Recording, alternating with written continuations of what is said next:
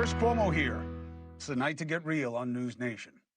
This election has come down to a battle of the bases, and that is likely not good for you because there is no advantage to division for this country, especially right now. I was reminded of that today, as I'm going to explain in a moment, but let's be clear about where we are.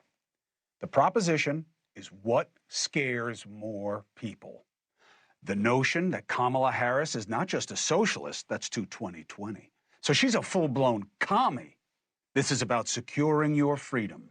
And oh yeah, she also wants lots of males playing female sports. Or Donald Trump, not just a bigot who tried to thwart the Constitution once and now threatens to destroy the democracy. So yeah, this is about securing your freedom. Oh, and oh yeah, he's a Nazi. Now, that last piece, which is getting a lot of attention today, may be helping Trump, perversely. No, not because we're overrun with Nazis, God forbid, but because people see him as victimized by such an extreme suggestion. Look, you may not agree, but those are the choices. And the latest example of the Thunderdome we're in, here comes the Trump Madison Square Garden rally, which has come down to one line for the media and the left. There's a lot going on. Like, I don't know if you guys know this, but there's literally a floating island of garbage in the middle of the ocean right now. Yeah. I think it's called Puerto Rico.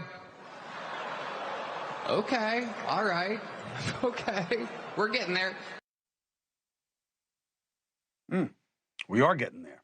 And the destination is the problem. Now, Hinchcliffe isn't what reminded me of how sucked into the game we are. So as I'm processing the MSG as a Nazi rally proposition that the media was feeding all of us, I got a text from a friend asking me about Iran's Islamic regime executing Jamshid Sharma. Who? Iran executes German-Iranian dissident, 69-year-old, longtime U.S. resident, reportedly executed this morning in Iran after being convicted of terrorism offenses that made no sense. Jamshid Sharma. I didn't know that he was executed because I was preoccupied with Garbage Island Gate. So I Googled, and I saw, it seems, the father of a young woman I had on this show several times, promising to stay the course with her, promising that it wouldn't be forgotten. And now he's murdered by the Islamist regime in Iran, and I didn't even know. Do you remember her? Today is the 1,228th day that the Islamic regime is holding my dad hostage. We don't know when they're going to pull him out of his solitary confinement torture chamber and hang him from a crane to die. As the daughter of a U.S. national that's been held hostage in Iran, who was kidnapped and taken there by force and has right now a death sentence, I am all for getting Americans back home. Don't get me wrong, I want every single family to come back. But why are we cherry-picking cases? At this time, any moment, my dad can be taken out of his solitary confinement cell, put outside, and strangulated to death, because that's the way they do it in Iran. They hang you from a public crane to make, to show the world their power. His daughter, Giselle. I sent her a text. I promised to cover it, and we will tonight. And that's when it hit me.